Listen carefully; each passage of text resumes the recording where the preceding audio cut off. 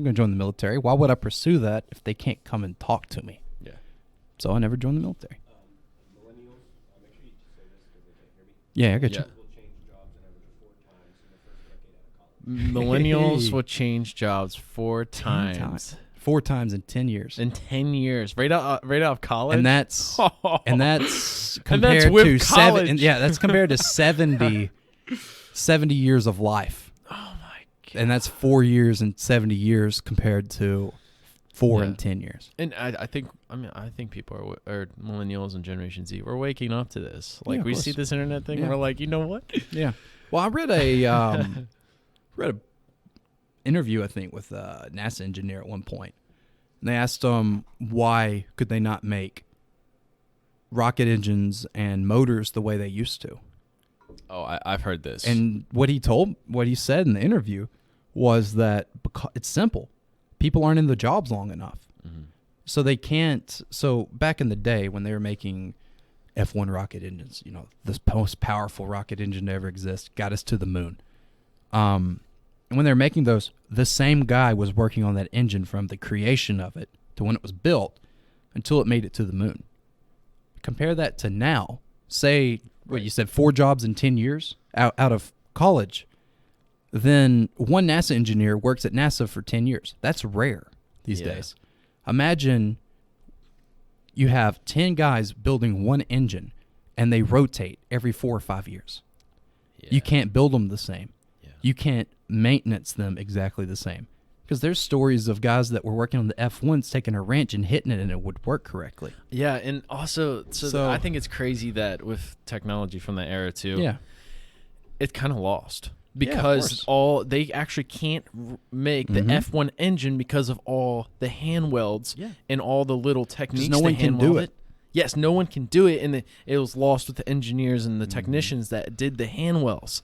And so we're sitting there with the F1 engines, and we don't even know how to make them exactly how they made them. Yeah. It's lost technology. Yeah, that is crazy to think about. Yeah, no, it's fascinating that you have stuff like that through history. I mean, think about early days, like BC stuff, like before Christ, before Common Era, if you'd like to say that instead.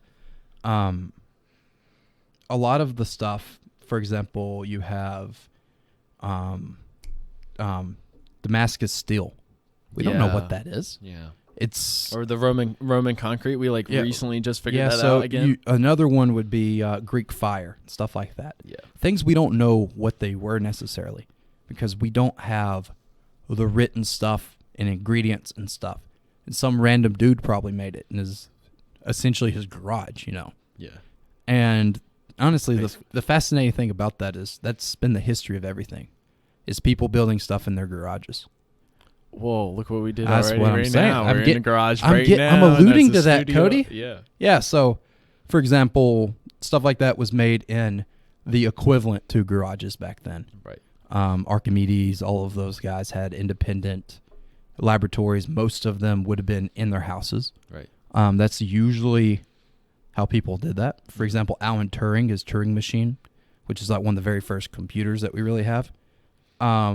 The Turing machine was built in his house. Or what's that mathematician? But the steam, they think it's a steam engine. Yeah, there's all that stuff. I mean, it's kind of like one of the few exceptions is Thomas Edison, who had Menlo Park. So Menlo Park was his own private off of his building. Like he has his own private building. Okay. Where he'd recruit scientists and engineers and build stuff at his facility. That's pretty sweet. So he's like one of the few exceptions because he had his own personal area laboratory to go to. Mm-hmm.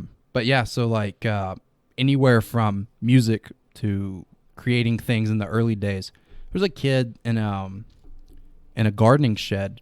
I guess this was in the 60s or 70s or 80s.